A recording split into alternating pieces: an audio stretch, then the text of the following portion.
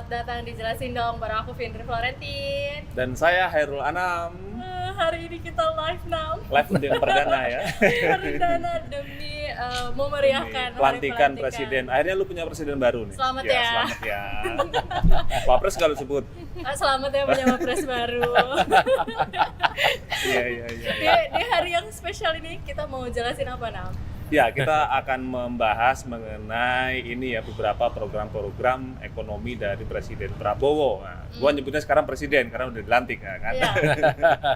Tapi sebelum kita bahas soal program ekonominya Presiden Prabowo, kita rasa cukup penting juga untuk kita sedikit flashback bagaimana kondisi ekonomi yang ditinggalkan oleh Jokowi, Presiden 2 periode sebelumnya ya. Jadi di sini kita sudah ada 2 bintang tamu yang akan bantu kita untuk mendiskusikan tantangan-tantangan ekonomi Prabowo. Iya, bareng kita seperti biasa ada Ibunda Kyoda Rahma. Halo semuanya.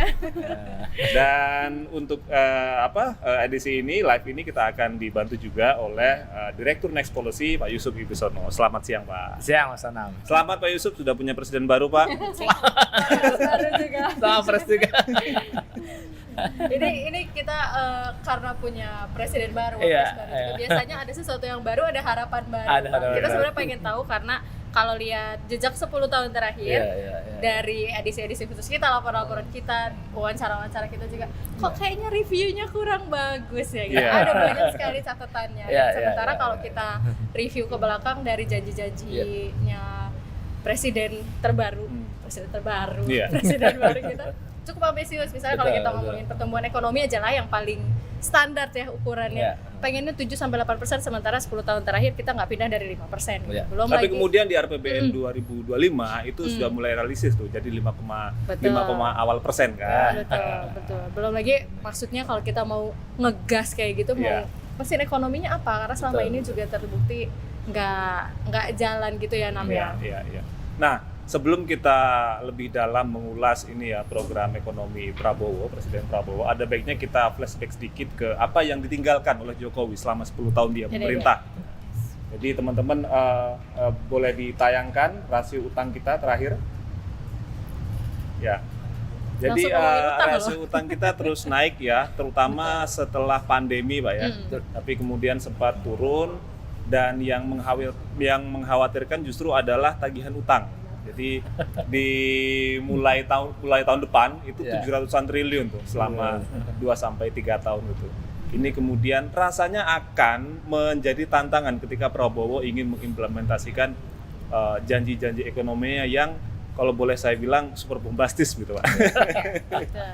Seperti misalnya program makan siang bergizi yang sebelumnya makan siang gratis, lalu juga ada upaya untuk membuat atau membangun 3 juta rumah, 2 juta di pedesaan, 1 juta di perkotaan, dan juga yang lebih ambisius lagi ingin melanjutkan Candi IKN. Gitu. Candi. Itu dia, punya banyak program, tapi juga punya banyak biaya yang harus ditanggung karena ada peninggalan. Gimana nih caranya mungkin pemerintah baru juggling, balancing antara pengennya apa sama kemampuannya seperti apa, Pak Yusuf? Apakah kira-kira ini Pak, pengangkatan Bu Sri Mulyani sebagai Menteri Keuangan juga sebagai bagian dari akrobat ya Pak Prabowo untuk merasionalisasikan kembali program-program dia di tengah himpitan tantangan utang, defisit dan lain sebagainya Pak? Iya, jadi kalau kita lihat era Jokowi 10 tahun terakhir ya, ini kan salah satu kegagalan terbesar Jokowi adalah kegagalan merealisasikan janji pertumbuhan ekonomi 7% ya. Kenapa? Krusial. Karena sejak 2013 kita secara resmi sudah memasuki era bonus demografi. Nah, di semua negara-negara yang sekarang sudah menjadi kaya, yang sudah berhasil menjadi kaya adalah kemampuan mereka memanfaatkan bonus demografi ini. Jadi gitu. Nah, kita sebenarnya era Presiden Jokowi 10 tahun kemarin itu adalah periode emas itu. Ketika kita sudah masuk ke bonus demografi, kita harusnya bisa tumbuh lepas dari jebakan pertumbuhan yang middle income trap ya. Ya, gitu ya, menuju negara maju begitu. Nah, tapi yang terjadi kan justru sebaliknya. era SBY, 10 tahun SBY, kita itu masih di kisaran 6% pertumbuhan ekonomi. Di era Jokowi justru turun malah. Cuma sampai kisaran 5%. Kita justru stuck di 5% begitu. Nah, padahal Jokowi ini sudah dalam tanda petik sudah habis-habisan ini mengeksploitasi ruang fiskal APBN kita melalui tambahan utang yang sangat luar biasa. Walaupun memang ada salah satu alasan pandemi ya, tapi tambahan utang publik kita di era Jokowi ini kan luar biasa. Di akhir periode SBY kita masih kisaran 2.500-an triliun ya utang pemerintah. Di akhir Jokowi kita akan memiliki utang 8.500 triliun. Itu kita bisa bayangkan lonjakan 10 tahun terakhir ini utang publik kita luar biasa, dan itu tidak sepadan begitu dengan hasil yang kita peroleh ketika kita stuck justru di 5% pertumbuhan. Jadi ini adalah sebuah momentum yang hilang luar biasa. 10 tahun ini kita bonus demografi, utang kita melonjak ya, dan kita stuck di 5% begitu. Nah, jadi ini tantangan yang dihadapi oleh Presiden Prabowo memang kan menjadi sangat berat. Kalau kita tetap ingin mencapai Indonesia Emas ya, Indonesia Emas 2045 ya, bagi kita ya. Ini kita harus benar-benar fokus begitu. Tadi yang Mas Anam bilang, mau 2045 Indonesia Emas, kok masih mikirin candi IKN misalnya tadi. Ntar jadi Indonesia cemas, Pak. Kita mau memaksakan program makan bergizi gratis yang anggarannya sampai 400-an triliun per tahun begitu. Nah, ini kita perlu pikirkan lagi begitu. Prioritas-prioritas mana yang mau kita kejar begitu ya, untuk mencapai visi 2045 itu agar lebih realistis ya. Karena yang sekarang kalau kita melihat, kita mau ngejar pertumbuhan 8% ya, Presiden Prabowo ingin ngejar pertumbuhan 8%. Apa yang bisa didorong oleh pemerintah begitu ya? Untuk mesin APBN tadi begitu ya, udah habis-habisan ini digas oleh Jokowi. Dari 2.500 triliun sekarang kita udah utangnya udah 8.500 triliun lagi. Mau kita gas seperti apa lagi, sejauh mana? Ini kan harus perlu kehati-hatian yang sangat tinggi begitu ya. Kita mempertaruhkan nasib 280 juta penduduk negeri ini begitu ya, mereka akan bayar nanti begitu di masa depan. Kalau kita mau lihat sektor ekonomi mana lagi yang mau kita genjot begitu ya untuk ngejar 8% ya. Mesin ekspor kita selama ini mengandalkan komoditas, apalagi mau kita kejar batu bara, sawit ya, udah habis-habisan nih, alam kita rusak begitu. Sekarang kita 10 tahun Pak Jokowi udah bukan presiden ya, Pak Jokowi, itu yang habis-habisan digenjot hilirisasi tambang ya, terutama nikel juga luar biasa ya, kerusakan alam kita. Kemudian juga belum kita memperhitungkan cadangan mineral kita yang pasti akan banyak tergerus ya. Nikel kita itu beberapa perhitungan menunjukkan cuma cukup 10-20 tahun lagi habis, Mas. Ya. Kita produsen nikel terbesar dunia, tapi 10 tahun 20 tahun lagi habis. Negara lain, Australia, Filipina ya, itu masih puluhan ratusan tahun bertahan ya. Jadi kalau nanti anak cucu kita 2-3 dekade ada yang pintar-pintar gitu ya, bisa ngolah nikel jadi pesawat terbang listrik misalnya gitu ya, udah nggak ada lagi nikelnya, udah habis kita. Jadi ini kan kita perlu pikirkan kira-kira apa yang masih bisa kita dorong begitu ya. Nah, ini menjadi tantangan besar tim ekonominya Prabowo ya, terutama ya. Mungkin salah satunya terpenting mungkin Menkeu ya. Yang sekarang harus dipanggil lagi ya. Gitu. Nah, ini pertanyaannya, kalau orangnya sama, apakah mungkin kita bisa dapat hasil yang beda, Pak? Waduh, berat ini pertanyaannya. Kita harus akui ya, Bu Sri Mulyani ini Menteri Keuangan yang dihormati oleh banyak pelaku pasar begitu ya, dihormati juga di komunitas internasional. Betul. Tapi kita harus akui dalam 10 tahun terakhir ini beliau punya 2 catatan penting yang menurut saya nanti harus benar-benar kita evaluasi terus begitu ya. Yang pertama adalah kegagalan beliau menaikkan tax ratio. 10 tahun Bu SMI menjadi Menkeu itu 2015 kita itu kurang lebih sekitar 10,7% ya tax ratio kita. Hari ini tax ratio kita 10,3. Jadi mirip-mirip lah, turun bahkan.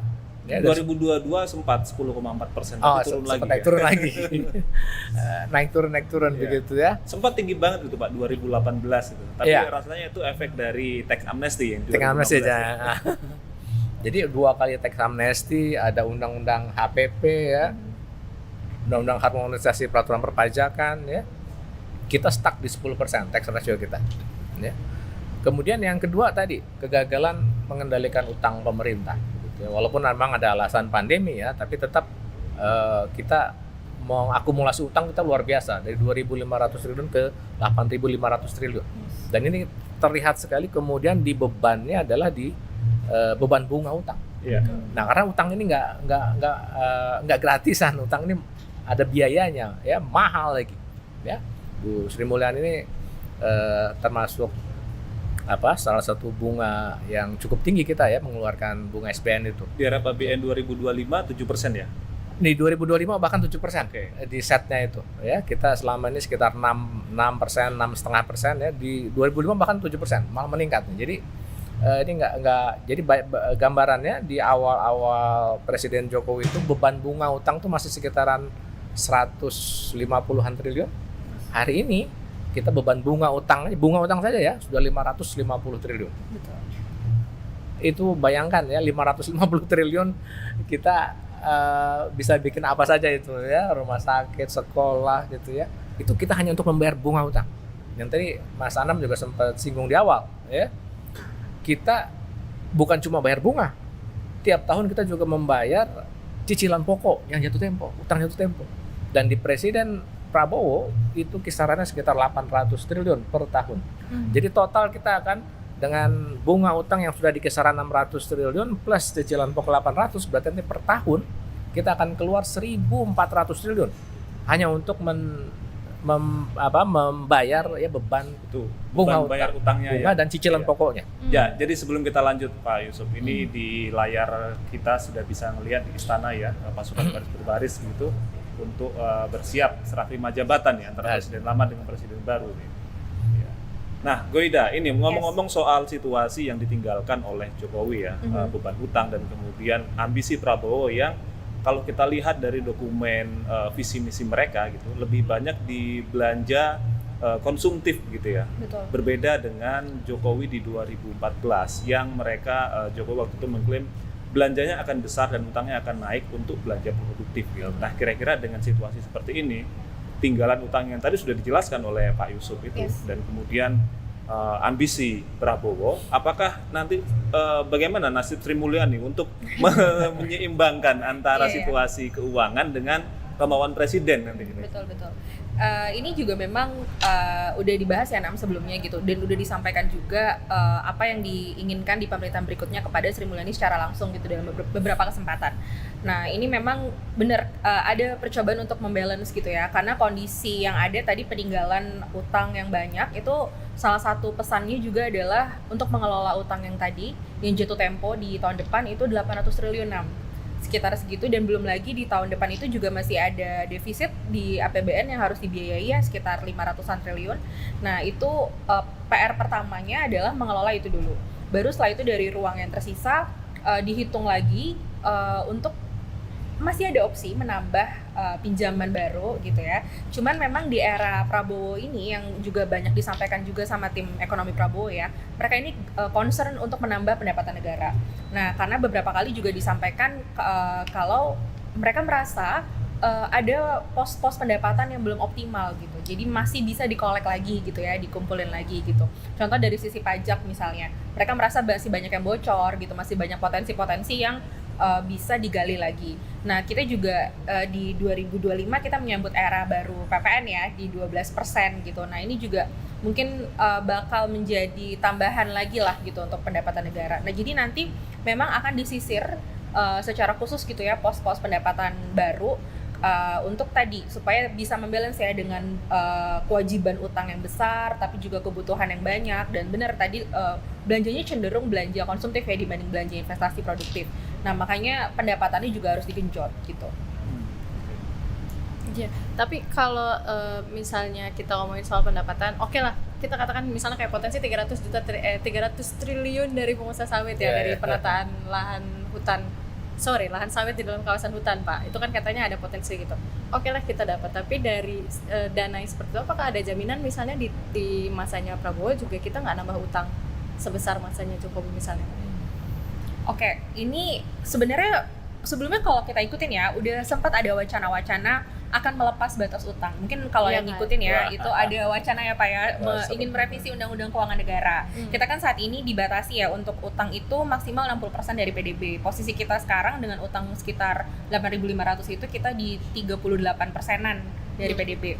Nah ini memang ada wacana-wacana seperti itu ya, tapi balik lagi, kalau kita tanya ya dengan timnya Prabowo waktu itu sih bilang nggak akan ya mengikuti sampai melepas batas gitu ya.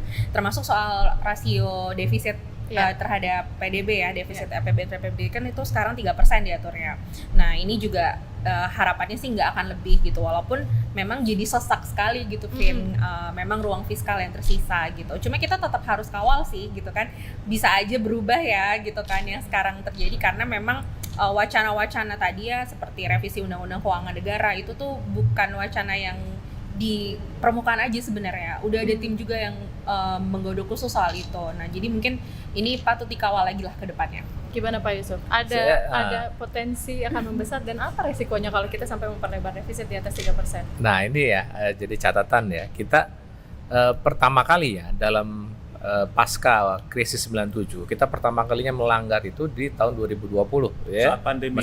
Ya betul, meskipun kemudian itu justifikasi dengan situasi kegentingan luar biasa akibat pandemi Covid, kita pertama kalinya kemudian defisit sampai 6% dari PDB ya, defisit kita, dan itu mirip-mirip seperti kejadian di 97 ya, krisis 97. Yang itu sebenarnya sudah kita jaga dengan Undang-Undang Keuangan Negara, jebol juga di 2020. Itu sebenarnya sebuah catatan yang kelam ya, yang harusnya tidak boleh terjadi. Harusnya atas dasar apapun situasi kita ya, kita tidak boleh melanggar disiplin itu ya. Walaupun memang banyak negara melanggar ya, setidaknya kita kita jaga tradisi itu. Nah, ini kan jadi presiden buruk ya kalau sampai nanti ya ini terulang lagi ya, wacana-wacana ini semakin sering kita dengar ini. Masalah terbesar apa? Masalah terbesar adalah ketika kita melepas batas ini ya, ini adalah disiplin makroekonomi terpenting. Kenapa? Begitu dilepas ya, maka nanti pemerintah akan berhutang lebih banyak ya. Hari ini saja ya berhutang dengan lebih banyak ya, pemerintah itu biayanya besar. Karena kan dilepas ke pasar artinya harus ada yang membeli begitu. Ketika nggak ada yang beli, siapa yang beli? Bank sentral. Nah, bank sentral artinya adalah bank sentral akan mencetak uang lebih banyak. Ini berbahaya begitu. Ketika pencetakan uang ini kemudian tidak terkendali, ya, sektor real tidak mampu mengejar pertumbuhan utang pemerintah dan penambahan pencetakan uang baru, maka yang terjadi adalah malapetaka ekonomi, inflasi. Ya, ketika inflasi tak terkendali seperti di banyak negara ya, kita masih belum lama ya. Zimbabwe 2008 itu hyperinflation ya, hiperinflasi. Kemudian Venezuela 2017 ya, terakhir Argentina juga sekarang kembali lagi krisis. Nah, jadi krisis fiskal dan kemudian diikuti dengan krisis moneter dan seterusnya ya, ini berbahaya. Jangan sampai kita mengulang kejadian tahun 97 ketika inflasi tak terkendali, kemudian perekonomian ambruk, sektor keuangan ambruk. Ini pulihnya luar biasa. Beban ekonomi akan menjadi sangat mahal. Ini posnya Goida nih kebetulan. Goida. Kita dulu zaman pandemi juga ada burden sharing ya, Goy ya. Bagi tugas karena pemerintah butuh uang untuk penyelesaian penanganan pandemi, akhirnya minta tolong sama BI. Tahun ini maksudnya di era Prabowo, apakah pemerintah akan cawe-cawe lagi nih ke Bank Indonesia atau seperti apa Goida? Sudah dibuka sebetulnya pasalnya. Ya, di Undang-Undang PPSK, di Undang-Undang sudah dibuka. Betul. Jadi memang sebenarnya sinyal-sinyal itu memang makin kuat ya, Vin, 6 gitu. Kalau nanti ke depan bisa jadi memang akan lebih mesra lagi memang ya hubungannya antara otoritas moneter dan fiskal ini.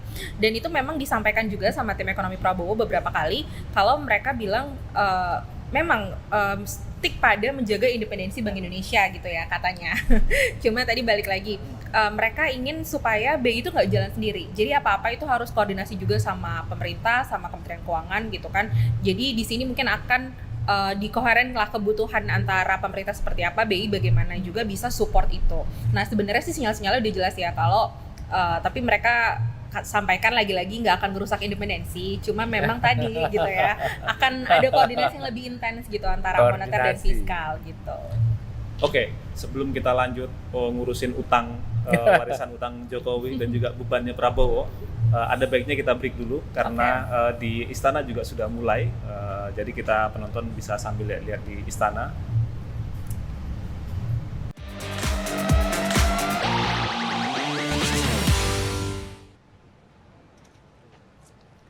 Presiden Republik Indonesia selaku Inspektur Upacara didampingi Presiden Republik Indonesia ke-7 beserta Ibu Iriana Joko Widodo tiba di tempat upacara.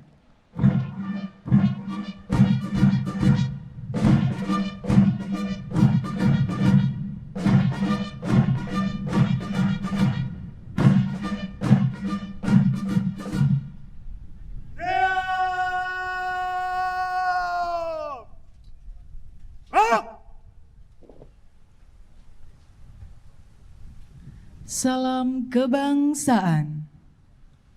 Hormat senjata!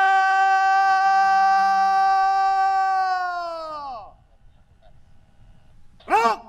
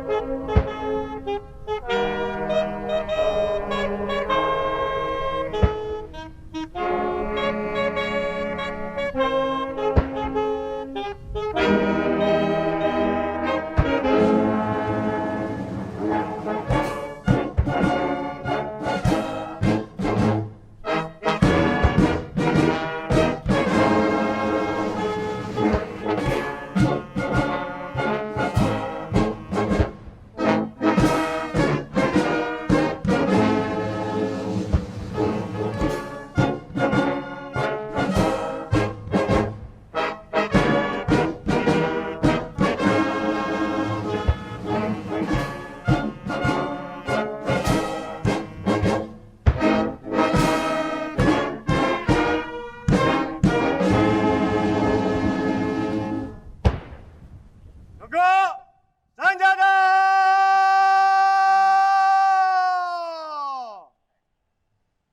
Gerak!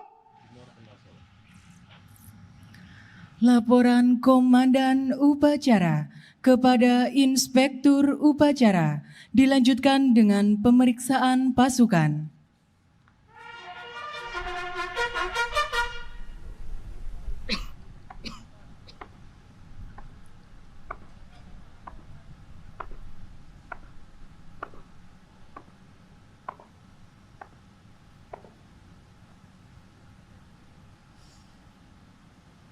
Rapor upacara penyambutan dan pelepasan Presiden Republik Indonesia siap dimulai. Selanjutnya pasukan siap diperiksa. Kerjakan.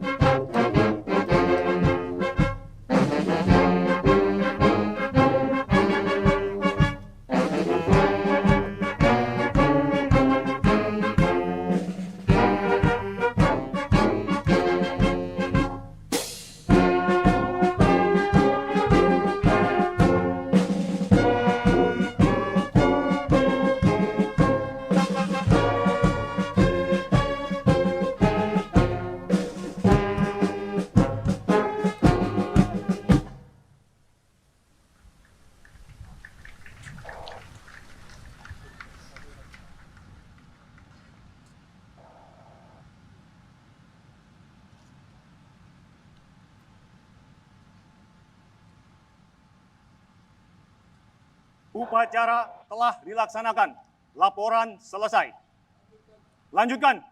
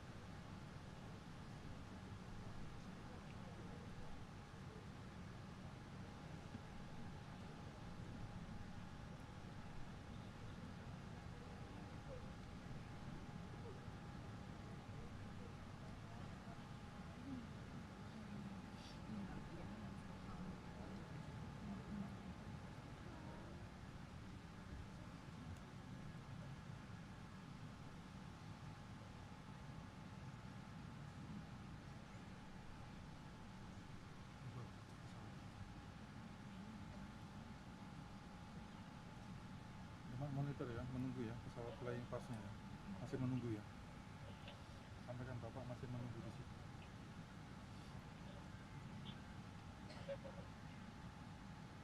Ada monitor ya pada ya, flying pass dua pesawat. Ada flying pass dua pesawat dahulu menunggu.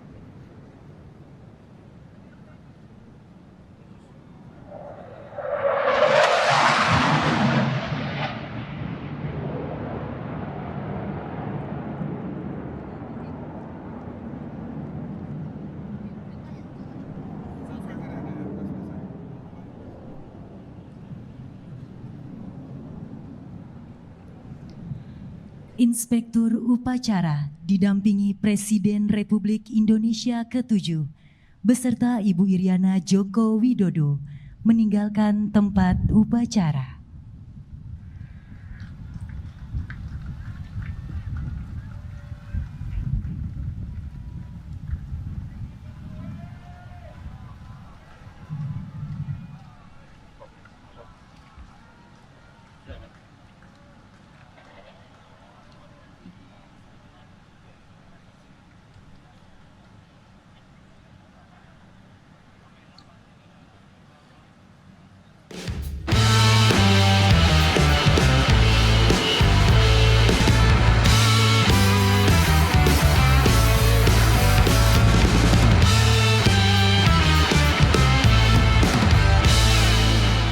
Ya, demikian sudah kita saksikan tadi dua Presiden Prabowo dan mantan Presiden Jokowi sudah memeriksa pasukan ya di istana gitu untuk persiapan setelah terima jabatan gitu.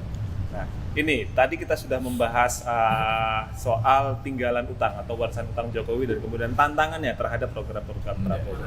Nah, kemudian ada satu lagi nih tantangan yang tidak kalah berat yang dihadapi oleh Prabowo adalah pengangguran yang justru semakin naik. Masyarakat miskin angkanya tetap, cuman yang agak mengkhawatirkan adalah kelas menengahnya nih yang anjlok ini. Jadi ada banyak fenomena kelas menengah makan tabungan. Untungnya saya nggak makan tabungan, Pak, karena nggak punya tabungan. Nah, sementara kalau kita ngelihat program-program Prabowo begitu ya, untuk membuka lapangan kerja dan lain sebagainya, mereka masih mengandalkan hilirisasi yang nggak hanya nanti nikel, tapi juga bisa bauksit, tembaga dan lain sebagainya. Sementara tidak ada banyak program yang menyinggung untuk membuka lapangan kerja secara masif. Misalnya industrialisasi yang padat karya, begitu. Nah, kira-kira apa nih yang bisa dilakukan Prabowo untuk tadi mengurangi masyarakat miskin sekaligus juga menekan pengangguran dengan cara tentu saja menciptakan lapangan kerja yang formal ya, bukan yang informal. Iya, jadi kalau kita melihat Mas Anam ya, ini dalam 5-6 tahun terakhir ini konsisten ada kecenderungan masyarakat kita secara umum pendapatannya itu melemah ya, bukan masyarakat miskin ya, bahkan justru masyarakat kelas menengah ya dan calon kelas menengah begitu. Kalau kelas miskin dan rentan miskin selama 10 tahun terakhir ini di era Jokowi ini kan sangat gencar dibanjiri bansos ya. Diganjal oleh bansos ya. Diganjal oleh bansos. Misalnya di era akhir periode SBY itu program PKH ya, program Keluarga Harapan, ini salah satu program penanggulangan kemiskinan andalan ya. Itu sekitar 2,7 juta rumah tangga penerimanya ya. Di era Jokowi di 2018 ya, baru di masa periode pertama beliau ya 2018 itu sudah 10 juta. Jadi dari 2,7 ke 10 juta. Jadi emang ini kelas bawah benar-benar diganjel tadi ya Mas Anam bilang, diganjel bener dengan bansos begitu. Jadi relatif mereka cukup stabil begitu ya daya belinya. Nah, tapi kelas menengah ini kemudian nggak ada penopang begitu. Padahal di sisi lain ekosistem mereka begitu ya, di mana mereka selama ini menggantungkan sumber penghidupan mereka ini terus memburuk begitu. Maka akibatnya kemudian kita melihat ya 5-6 tahun terakhir ini konsisten nih dari 2018 lah itu ya sampai sekarang itu kelas menengah itu jatuh trennya. Ya. Yang kelas menengah jatuh ke calon kelas menengah jatuh ke kelas rentan miskin begitu. Nah, jadi kenapa demikian? Nah, ini yang kita perlu cek ya. Kelas menengah itu sangat bersandar kepada sektor formal. Yang tadi Mas Anam bilang begitu. Sektor formal kenapa memberi topangan yang kuat bagi kelas menengah? Karena dia memberikan upah yang layak, bahkan upah yang kompetitif yang bagus begitu, diiringi dengan jaminan perlindungan kerja, ada jaminan kesehatan, jaminan kecelakaan kerja dan seterusnya. Bahkan juga jaminan pensiun, dana pensiun. Jadi sampai nggak bekerja pun tetap terjaga daya belinya begitu. Nah, jadi jadi ketika sektor industri manufaktur yang selama ini menjadi penopang utama sektor formal mengalami kejatuhan ya, ini kemudian kelas menengah kita jatuh begitu. Nah, ini menurut saya berbahaya ya. Kenapa? Karena kelas menengah kita ini adalah penopang utama konsumsi perekonomian. Jadi konsumsi ini kan, jadi motor utama pertumbuhan kita itu kan dua, ekspor dan konsumsi domestik. Konsumsi domestik ini sekitar 75% lah ya. Itu penopangnya kelas menengah. Karena mereka jumlahnya besar dan daya belinya tinggi begitu. Nah, ketika mereka terpuruk, ini kan artinya mesin pertumbuhan kita satu mesin ini macet ini nanti. Bahaya begitu. Ya, dan sekarang ada tanda-tanda dan ini salah satu juga menjelaskan kenapa kita stuck terus nih di 5%. Begitu pulih dari pandemi 5% stuck udah. Nggak bisa tumbuh lebih tinggi lagi begitu. Nah, jadi kalau dikaitkan tadi dengan penciptaan lapangan kerja, menurut saya ini isu terpenting kita adalah penciptaan lapangan kerja yang berkualitas secara luas gitu. Memang di sini kemudian yang harus menjadi andalan adalah manufaktur, ya, industrialisasi, bukan hilirisasi. Kenapa hilirisasi? Kita udah lihat hilirisasi itu terbatas penyerapan lapangan kerjanya begitu. Nah, kita ya industrialisasi kita kenapa lamban, kenapa melemah ya? Pertama adalah kegagalan kita menjaga daya saing industri domestik. Jadi industri manufaktur itu ciri utamanya kompetitifnya tinggi. Jadi, maksudnya dari negara lain itu persaingan ketat, margin keuntungan kecil lah gitu, tipis begitu. Nah, jadi mereka ini harusnya ditolongnya bukan ditolong dengan kasih subsidi apa macam-macam, ditolongnya dengan cara apa? Agar mereka tetap kompetitif ya, lingkungan mereka harus bersih dari suap, pungli, ya bebas dari ekonomi biaya tinggi, birokrasinya cepat melayani dan seterusnya. Seperti itu tuh yang dibutuhkan ya. Terbukti adanya Undang-Undang kolaborasi. Cipta Kerja belum cukup ya. Ini ya. Pemerintah masih memandang sumber kelemahan daya saing kita di upah buruh begitu. Ini menurut saya sebuah kegagalan berpikir ya. Justru ya ketika industri kita itu memberikan upah yang layak ya, pekerja ini kan market domestik terbesar begitu. Bekerja dengan keluarga ini mereka, dan kemudian mereka menciptakan multiplier efek yang besar bagi perekonomian. Ketika pekerjanya lemah, ditekan terus upahnya, otomatis melemah market domestik. Dan salah satu yang paling dirugikan dengan itu sebenarnya adalah industri sendiri begitu. Nah, jadi harusnya yang didorong adalah tadi itu ya, bagaimana bunga kredit bank yang harusnya lebih murah begitu kan, ekonomi biaya tinggi ditekan. Nah, kegagalan ini akhirnya harus dibayar dengan apa tadi? Menekan upah buruh. Upah buruh melemah, market semakin melemah, persaingan dari luar semakin ketat begitu. Ini yang kemudian menjelaskan kejatuhan kita dalam beberapa tahun terakhir. Plus ketambahan juga kita memang ada faktor luar ya, harus diakui, yaitu kejatuhan, bukan kejatuhan ya, hilangnya market luar negeri, market globalnya Cina. Jadi Cina dari 2018-nya kan perang nih sama Amerika, perang dagang begitu ya. Perang dagang, market yang selama ini menjadi andalannya Cina itu hilang begitu ya. Ketambahan kemudian 2022 ya, perang Rusia Ukraina lagi ketambahan begitu ya. Nah, ini Cina nggak mau industrinya terhenti. Nah, maka kemudian mereka memberikan subsidi besar-besaran kepada industri mereka, produksinya jadi overproduction di Cina, banjir ke kita, impor murah, gila-gilaan. Mereka ke AS ketahan, larinya ke kita ini.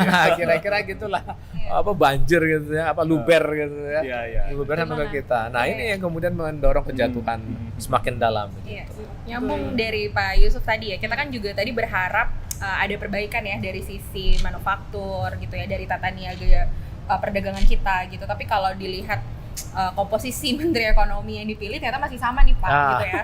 Kayak Kementerian Perindustrian masih oleh Agus Gumiwang, kemudian perdagangan masih oleh Zulkifli Hasan gitu. Jadi ingin berharap ini akan diperbaiki gitu ya, juga kita masih ragu gitu ya, Vin. Nah, ini tadi menyambung ke upaya-upaya yang dilakukan oleh Prabowo Gibran juga ya di ke depan itu. Mereka sebenarnya punya target nih dalam pemerintahan baru itu, katanya mereka ingin menambah 19 juta tenaga kerja. Kalau sebenarnya kita cek tadi ya, keberpihakan program-program yang itu tuh belum kelihatan gitu sebenarnya yang realnya itu seperti apa mereka. Tapi memang beberapa kali mereka bilang kalau ingin melibatkan tenaga kerja di program-program prioritas pemerintah. Jadi mungkin bisa kalau kita ngobrol ya, kan mereka concern sekali di tahun-tahun awal itu dengan makan bergizi gratis. Nah, ini katanya akan melibatkan tenaga lokal ya, sumber daya lokal yang juga banyak gitu. Nah, tapi memang sih tadi kalau dibandingkan dengan apakah akan terserap ke tadi ya industri gitu, memang belum ada sih yang terlihat real gitu ya. Karena tadi jawaban-jawaban mereka kalau ditanya soal pembuka lapangan tenaga kerja sih masih arah sana gitu. Walaupun memang mereka kalau kita ngobrol ya sama Kadin juga gitu ya, Vin, sudah ada permintaan dari tim Prabowo gitu untuk melihat gitu, memetakan, Kadin tolong kumpulkan gitu masalah-masalah dari industri gitu, apa sih yang terutama dari industri tekstil ya yang kehantam sangat besar gitu karena kita lihat jutaan PHK juga kan. Nah, ini juga diharapkan sih bisa dapat tadi apa ya, solusi yang memang tepat yang dibutuhkan sama mereka gitu. Jadi supaya nggak di permukaan aja gitu, karena ini sepertinya struktural ya permasalahannya gitu. Pak Yusuf, kalau misalnya tadi bicara masalah terbesar kita karena industri manufakturnya yang lemah ya bisa dibilang. Tapi kan kalau kita juga beberapa kali bicara sama pengusaha misalnya, nggak bisa dipungkiri bahwa investasi sebenarnya sekarang trennya sudah tidak ke sana lagi. Trennya memang banyak orang lebih prefer untuk investasi di yang padat modal, padat teknologi gitu, bukan lagi di padat karya. Karena mungkin tadi ya, kalau kita mau ke Jawa Barat misalnya, Karawang, Cikarang itu UMP udah setinggi apa, mungkin itu jadi salah satu beban dan pertimbangan. Tapi curhat anak Cikarang. Anak Cikarang ini Mbak. Nah, gimana caranya supaya industri manufakturnya juga nggak mati, menarik minat investasi orang tuh gimana gitu loh, biar mereka misalnya nggak balik lagi bikin smelter nikel deh gitu, tapi bikin pabrik manufaktur gitu Pak. Iya, tadi gini Mbak Fitri ya, tadi saya sebut sudah disinggung di awal tadi. Ini industri-industri manufaktur padat karya ini adalah industri yang margin keuntungannya tipis lah, kecil, kayak nggak besar begitu. Jadi jangan ganggu lagi mereka dengan ekonomi biaya tinggi ya. Bantu mereka dengan sumber-sumber pembiayaan yang lebih kompetitif ya. Jangan kita misalnya begini ya, di capital market misalnya, itu kan salah satu sumber pembiayaan yang murah itu kan capital market. Capital market kita ya, kalau kita cek ya, obligasi korporat itu kecil sekali. Obligasi korporat tuh nggak nyampe 5%-an itu. 90% lebih itu obligasi negara. Kenapa? Karena pemerintah gila-gilaan besar-besaran menarik utang begitu. Terlebih ketika pandemi kemarin, akibatnya memang ini yang kita di ekonomi kita menyebutnya crowding out effect ya. Jadi keinginan pemerintah menarik dana publik terlalu besar, akhirnya swasta nggak kebagian, korporat nggak kebagian. Jadi sumber pembiayaan terbatas begitu. Ini yang kemudian membuat mereka akhirnya nggak cukup ini untuk nggak mampu lah ya. Margin keuntungan yang tipis ini membiayai ekonomi biaya tinggi ini nggak mampu. Kenapa ya kemudian akhirnya sekarang investasi masuknya ke sektor padat karya seperti misalnya sektor-sektor ekstraktif ya, sawit, batu bara, dan sekarang nikel begitu ya. Karena di sana marginnya cenderung lebih besar gitu. Harga komoditas lagi bagus begitu ya, dan kemudian juga tidak membutuhkan banyak tenaga kerja ya, sehingga relatif untuk UMP itu mereka nggak terlalu care lah gitu ya. Nggak ada tuh cerita sawit atau batu bara ribut memprotes UMP, kan nggak ada ya. Yang protes pasti pengusaha padat karya gitu. Nah, mereka cenderung relatif mampu jadinya membayar dalam tanda petik gitu, membayar ekonomi biaya tinggi.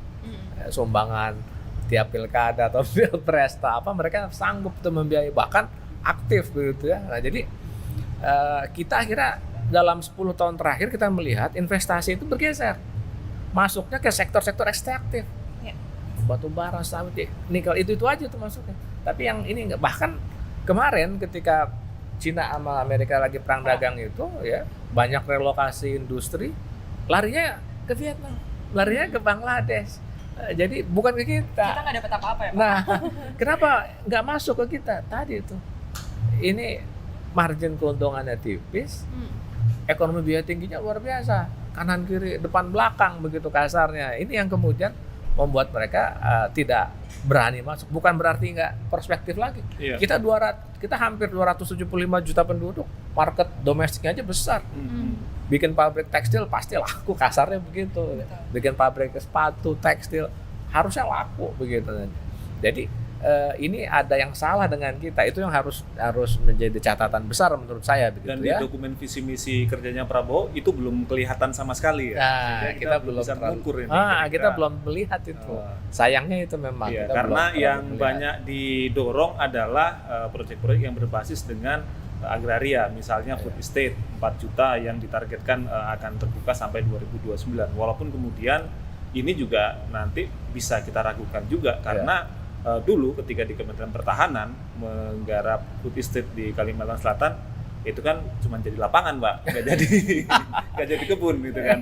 Karena ada keraguan, jadi kita jadinya ragu apakah ini kemudian bisa membuka lapangan kerja juga dan segala macam. Kemudian juga hilirisasi, yang di hilirisasi nikel sampai hari ini masih berhenti di nickel pig iron dan ferronikel, belum turun sampai ke industrialisasi. Dan agaknya itu juga akan berlaku ketika hilirisasi jalan di komoditas lain seperti bauksit dan lain sebagainya. Nah, apa Pak yang bisa dilakukan oleh Prabowo begitu ya? Misalnya ada program bioetanol dan juga peningkatan proporsi penggunaan biodiesel. Entah itu nanti di 50, di 60, walaupun juga kemudian nanti akan berdampak kepada kelestarian lingkungan karena nanti juga mereka akan butuh pembukaan lahan-lahan baru ya, untuk sawit itu. Nah, di tengah tantangan-tantangan ini tadi yang disinggung oleh Goida, salah satu harapan untuk membuka lapangan kerja secara cepat adalah program makan siang bergizi. Karena mereka yakin dengan program makan bergizi itu yang di tahun pertama 70 triliun dan kemudian di tahun berikutnya sampai ratusan triliun, itu akan menggerakkan ekonomi lokal. Apakah ini cukup bagi Prabowo untuk meningkatkan lapangan kerja? Karena di 2045 kita digadang-gadang mencapai Indonesia emas, tapi jangan-jangan yang kita capai adalah Indonesia cemas karena bonus demografinya bukan tenaga kerja atau konsumen yang sanggup bayar, tapi mereka yang mungkin tidak punya pekerjaan sehingga itu jadi beban demografi justru, Pak. Saya ingin memberi beberapa catatan, Mas Anam ya, yang pertama tadi terkait hilirisasi sumber daya alam ya.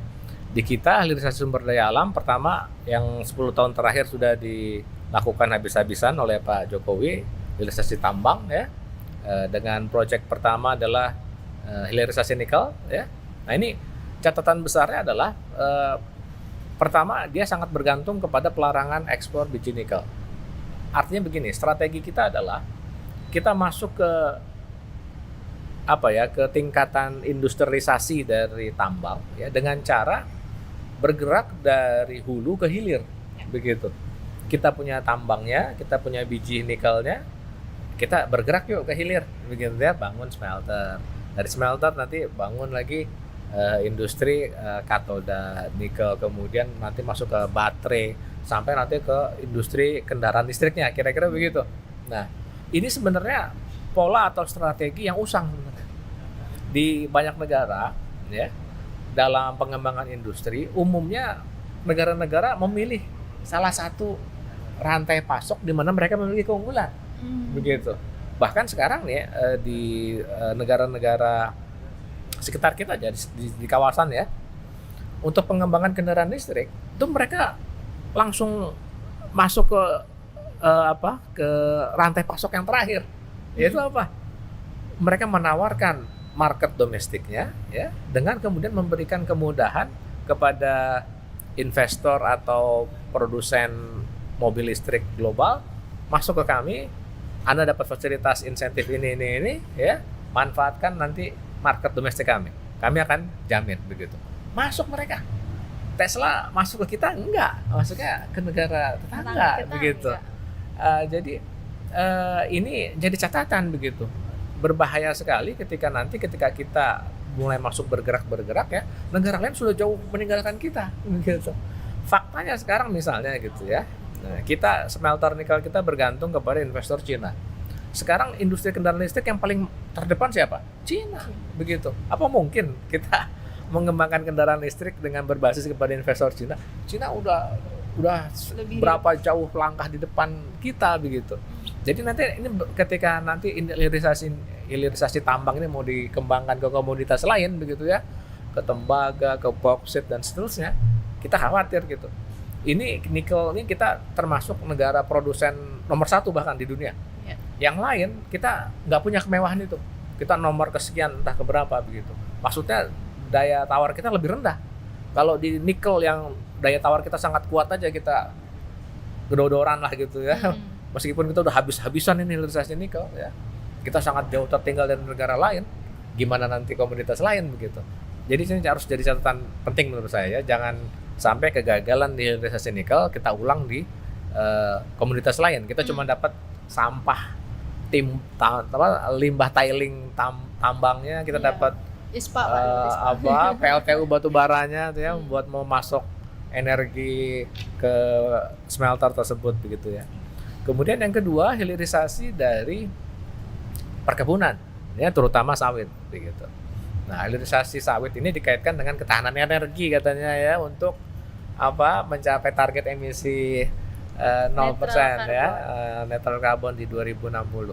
Nah, ini juga jangan sampai menjadi solusi palsu. Kenapa ya? Misalnya saya ambil contoh biodiesel ya. Biodiesel kita sekarang itu sudah mau ditargetkan ke B40. Artinya campuran solarnya dari sawit ini jadi 40% begitu. Awalnya ini biodiesel didesain itu bukan untuk energi alternatif sebenarnya. Tapi Untuk semata-mata menciptakan pasar. untuk menciptakan pasar, untuk menyelamatkan produsen sawit. Produksi Iya, sawit. betul. Karena waktu di 2014-2015 produksi kita melonjak tinggi, market global tidak siap untuk menyerap, begitu. Akhirnya terjadi oversupply, harga jatuh, begitu. Untuk menyelamatkan itu dibuatlah domestic demand yang harus besar. Dari mana itu? Dari biodiesel, begitu. Nah, biodiesel dia produksinya mahal. Jadi gimana caranya agar ada insentif? Dikasihlah subsidi. Betul. Ekspor CPO dipungut pungutan ekspor, dananya dialihkan untuk subsidi biodiesel begitu. Padahal ketika pengusaha CPO kena pungutan ekspor, mereka nanggung beban pungutan ekspor? Enggak. Betul. Mereka alihkan bebannya ke petani sawit. Harga TBS, harga tandan buah segar itu ditekan gitu. Jadi ini kan kayak penghisapan ke pengusaha biodiesel yang senotabene mereka adalah pengusaha sawit semua begitu. Ini jadi masalah juga karena Ya. ada banyak yang concern kalau kita makin naikin kapasitas untuk biodiesel, Ya. gimana jatah buat pangan ini. Jadi nanti ada rebutan Nah. lahan pangan dan energi, buka lahan lagi, masalah lagi sebenarnya. Dan ini ke juga depan. jadi isu karena CPO eksporter CPO-nya dipungut tadi Ya. biaya ekspor, tapi supaya mereka tidak merugi-rugi banget, mereka akhirnya bikin juga pabrik biodiesel gitu. Iya. Dua-duanya. Ngomong-ngomong Goida, kira-kira gimana nih tantangan Prabowo untuk menciptakan lapangan kerja yang lebih tadi yang disebut oleh Pak Yusuf, yang lebih berkualitas gitu. Oke. Ini sebenarnya nggak bisa tutup mata ya, apalagi tadi kita sebenarnya tahu gitu kalau Prabowo itu settingnya 7-8% kan ekonomi, dan peran investasi gitu ya, kontribusi ke PDB juga itu bisa dibilang di bawah konsumsi kan, dia kontribusinya besar juga gitu. Nah jadi memang harus pertama juga nih yang juga kita kumpulkan ya, adalah memperbaiki dari sisi ini BKPM-nya nih gitu, Kementerian Investasinya sendiri, terutama dari administrasi ya. Ini tuh masih jadi persoalan utama yang membuat investor berpikir gitu, masih mikir-mikir kalau misalnya mau invest di Indonesia. Nah ini dengan OSS sekalipun ya yang dibangga-banggakan ya oleh Bahlil yang sekarang jadi Menteri SDM ya, ini juga ternyata masih rapuh gitu, dan masih mendapat banyak komplain juga dari pihak investor ya, dan ini disuarakan juga gitu oleh Kadin, oleh Apindo gitu. Mereka sampaikan juga kalau ternyata nggak sinkron nih dari misalnya OSS pusat sampai daerah, dan pungli-pungli itu juga masih akhirnya ditemukan gitu di lapangan. Nah ini yang mungkin juga harus jadi awareness sendiri ya gitu buat Prabowo gitu, kalau soal BKPM, penguatan Kementerian Investasi ini juga penting gitu, karena suka nggak suka ini adalah garda terdepan gitu, pintu masuknya investor itu di sini gitu. Jadi ketika ngomongin realisasi investasi itu ya jangan cuma omon-omon gitu loh, jadi bener-bener terlihat gitu dari sinkron dari investasi yang masuk juga ke berapa tenaga kerja yang terserap. Nah itu harusnya sinkron gitu. Iya. Nah ini satu lagi nih isu yang mungkin jarang sebetulnya disebut atau didengung-dengungkan oleh Pak Prabowo, yaitu soal infrastruktur. Tapi sebetulnya ada beberapa program infrastruktur yang sudah dia siapkan. Di RAPBN 2025 itu kan anggarannya sekitar 400 triliun, dan ada beberapa pembangunan jalan tol, kemudian jalan nasional, pelabuhan dan lain sebagainya. Nah, cuman dari sini kita tetap khawatir ini Pak, jangan-jangan strateginya masih tetap sama, banyak menugaskan kepada badan usaha milik negara, sehingga ya akhirnya PMN lagi dan kadang-kadang PMN-nya belakangan, kemudian beban ke BUMN-nya duluan. Apa yang bisa diantisipasi? Ini ada hal yang berbahaya kalau memang apalagi kita. Pak, maaf Pak Yusuf, menterinya kayaknya tetap nih Pak. Menterinya sama ya. Masih sama, Erick Thohir Pak. Wah iya ya. Habis banyak ngurusin bola ya dia daripada BUMN. Jadi gini, kita memang melihat sejak awal ini BUMN kita dipaksa dalam tanda petik ya untuk menjalankan program percepatan pembangunan infrastruktur begitu ya. Nah, ini sebenarnya menjadi tanda tanya ya, ketika dulu Pak Jokowi di awal bilangnya mau mengalihkan belanja yang tidak produktif ya, subsidi BBM dialihkan untuk belanja produktif untuk infrastruktur. Tapi begitu jalan ya, ternyata yang didorong di depan itu adalah BUMN.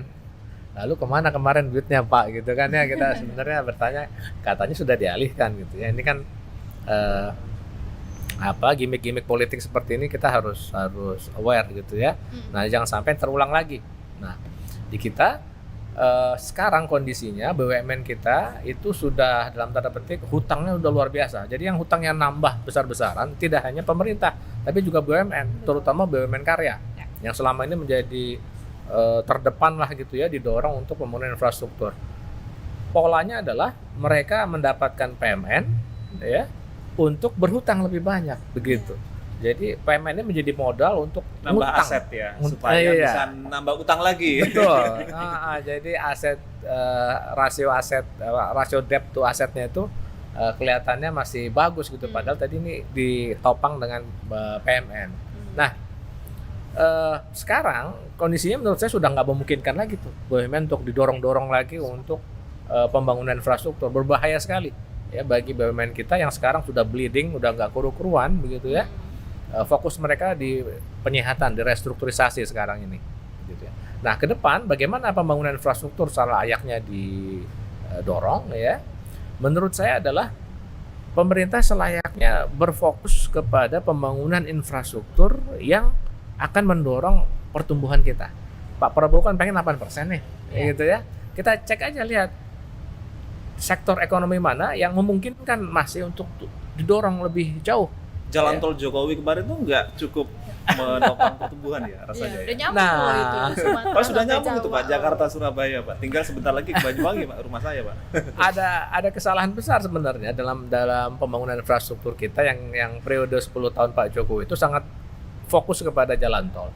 Pertama adalah jalan tol itu fokusnya di angkutan orang, bukan angkutan barang. Akibatnya apa? Pembangunan jalan tol tidak berbanding dengan penurunan biaya logistik. Hampir nggak ada hubungan, bahkan biaya logistik kita tetap terus mahal begitu. Kemudian yang kedua, biaya jalan tol itu berbayar, mahal lagi. Sering nyobain juga soalnya. aduh kerasa ya, baru ngisi sebentar nih itu langsung habis gitu. Ya, mahal. Jadinya dampak kepada perekonomian relatif terbatas begitu. Nah, harusnya pembangunan infrastruktur itu fokuskan saja kepada pembangunan angkutan massal, transportasi massal. Ya. Di kita apa? Transportasi massal yang paling dibutuhkan itu adalah di kawasan-kawasan aglomerasi. Ya, kalau di Jawa itu Jabodetabek, Bandung, Semarang, Surabaya. Ya, di luar Jawa kita punya Medan, punya Palembang, punya Banjarmasin, punya Makassar. Ya, itu plus Bali lah ya, Denpasar. Itu kawasan-kawasan yang membutuhkan transportasi massal. Transportasi massalnya apa? Saran saya adalah satu bis, ya, BRT, ya, bus rapid system, plus KRL, begitu. Jangan lagi MRT, LRT, kereta cepat, ya, WUS, itu mahal-mahalan, gila-gilaan, ya, ambisius aja, Pak. Ambisius, tapinya sebenarnya angkutannya kecil, daya angkutnya kecil. Kita yang butuhkan adalah daya angkut besar. Infrastruktur yang kedua, ya, harusnya adalah fokus di pertanian. Ya, sederhana aja. Kenapa? Karena sektor pertanian sampai hari ini itu masih merupakan tumpuan bagi sekitar 30-an juta rumah tangga. Tenaga kerja terbanyak ya. Betul sekali, masih 30 jutaan rumah tangga kita yang bergantung ke sektor pertanian yang sekarang infrastrukturnya sangat tidak memadai begitu. Nah, misal ya makan bergizi gratis ya yang 400-an triliun itu. Walaupun sekarang tahun pertama cuma 71 ya. Tapi itu nanti kalau full scale akan dilaksanakan untuk 400. Itu menurut saya alihkan aja semuanya untuk ketahanan pangan itu. Itu tambahan anggaran luar biasa masa buat nambah infrastruktur, buat nambah subsidi bagi petani secara langsung begitu ya. Subsidi kita katanya kan pengen dilepas ya dari komoditas ya, selama ini subsidinya ke pupuk, subsidinya ke benih. Lepas aja deh subsidi langsung ke petani. Itu luar biasa itu kalau petani bisa dapat dukungan yang memadai ya. Kita hari ini dulu di 2015 itu kita kalau dibuka-buka catatan itu dokumennya Kementerian Pertanian, yang menterinya sama, masih Amran itu, Pak Amran itu ya. 2015 itu sudah didengungkan itu. Indonesia akan menjadi lumbung pangan dunia. Itu udah ditentukan tuh. Kalau dicek 2015 itu ada. Betul. Hari ini ketika Pak Jokowi berakhir, menteri yang sama mendukungkan hal yang sama. Kita akan menjadi lumbung pangan dunia beberapa Sudah tahun jadi ke depan. lumbung pangan, Pak, tapi pangannya impor, Pak. Lumbung pangan, pangannya sawit. Kondisi kita hari ini 2024, kita akan menjadi negara importir beras terbesar di dunia. Itu kabar yang sangat memprihatinkan ya. Iya. Boro-boro menjadi lumbung pangan dunia, kita justru hari ini 2024 kita akan diproyeksikan kita akan impor 5 juta ton. Kalau benar ya, hari ini kita udah sekitar 3-4 juta ton sampai bulan kemarin.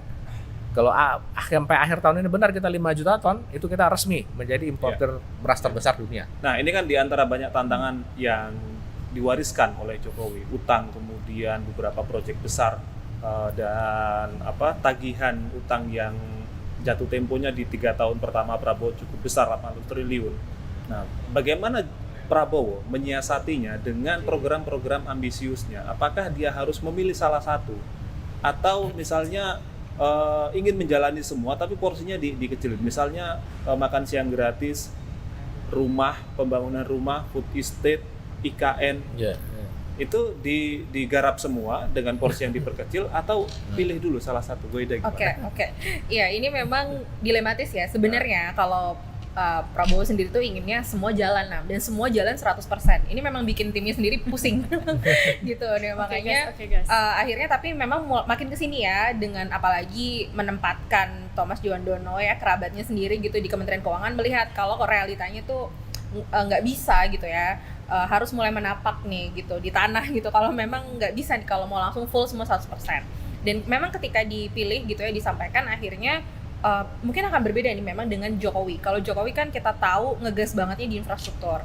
Nah, ketika akhirnya diberi pilihan itu, dari Prabowo sendiri akhirnya memilih untuk fokus ke sumber daya manusia. Makanya makan bergizi gratis ini, Namfin, yang akhirnya dikedepankan gitu. Program ini yang akhirnya dipilih lah gitu untuk menjadi program utama gitu ya, dan akan didorong termasuk dari sisi keberpihakan anggaran pasti akan paling besar. Nah, mungkin makanya ini juga yang jadi catatan ya, harapannya kan karena makan bergizi ini butuh bahan baku gitu ya, dan harapannya tentu tidak impor lagi ya namanya, tapi tadi gitu sambil kejar-kejaran gitu ya, tetap harus membangun infrastruktur sendiri gitu dari sisi pertanian. Nah, ini yang memang harus dikawal. Dan tadi lagi-lagi dari sisi BUMN sendiri juga kan yang kita dengar akan ada pemisahan fokus juga ya, yang fokus ke PSO gitu ya, yang berhubungan dengan untuk sosial gitu, subsidi, dan dengan yang fokus untuk mencari keuntungan atau mencari profit. Nah, ini strategi-strategi ini akan terus dibalance gitu sama Prabowo ke depan. Iya. Pak Yusuf, apa yang harus dilakukan Prabowo dengan tantangan yang diwariskan? Masih ada peluang nggak sih? Kayaknya dari tadi sebetulnya negatif terus gitu. Masih ada peluang nggak? Masih ada harapan kayak gitu ya, Mbak Fitri ya. Pasti ada ya Mbak Fitri ya. Kalau menurut saya harapan tuh pasti ada ya. Apalagi ini Pak Prabowo sejak tadi ya di pidato awal pelantikan beliau, kita mendengar bagaimana beliau berkomitmen penuh ya akan memberikan keberpihakan kepada rakyat miskin gitu ya. Nah, menurut saya ini perlu didukung nanti dengan pemilihan kebijakan yang tepat begitu. Ya, sambil contoh tadi misalnya ya, ini ruang fiskal yang dihadapi Pak Prabowo ini sangat terbatas ya. Itu realitas yang harus dia hadapi begitu. Ya. Dan kedua, jangan berpikir untuk menambah hutang secara berlebihan begitu. Sekarang dengan kondisi yang sekarang saja, APBN defisit 2,5% dari PDB, menurut saya itu sudah berbahaya gitu. Kita ketidakpastian global di 2025 itu masih sangat tinggi ya. Kita mematok defisit di 2,5% itu menurut saya riskan ya. Selayaknya kita harusnya di bawah 2% defisit kita harusnya. Ini sampai 2,5% itu riskan sekali menurut saya. Iya. Secara kehati-hatian fiskal. Nah, jadi pemilihan strategi ya, jangan menambah hutang. Nah, pemilihan strategi seperti apa tadi itu yang saya sebut begitu. Ya, untuk hal-hal yang memang selama ini sangat menghabiskan banyak anggaran dan sebenarnya itu tidak banyak bermanfaat buat kita selama ini ya. Besar-besaran membangun jalan tol misalnya begitu ya. Kemudian candi IKN direm dulu. Iya, itu harus ada keberanian untuk mengerem hal tersebut. Baik. Dan kemudian memfokuskan ya hal-hal yang tadi ya yang sudah bagus dimakan bergizi gratis misalnya. Oke, tapi tolong dong digabungkan, diintegrasikan dengan ketahanan pangan. Iya, baik. Terima kasih Pak Yusuf atas waktunya untuk mendampingi kami ya, menjelaskan dan membahas mengenai tantangan-tantangan Prabowo di 5 tahun ke depan. Terima kasih juga Goida dan berikutnya jangan kemana-mana pemirsa karena setelah ini juga Bocor Halus Politik juga masih akan kembali lagi dengan pembahasan yang tidak kalah menarik. Ya, sampai jumpa.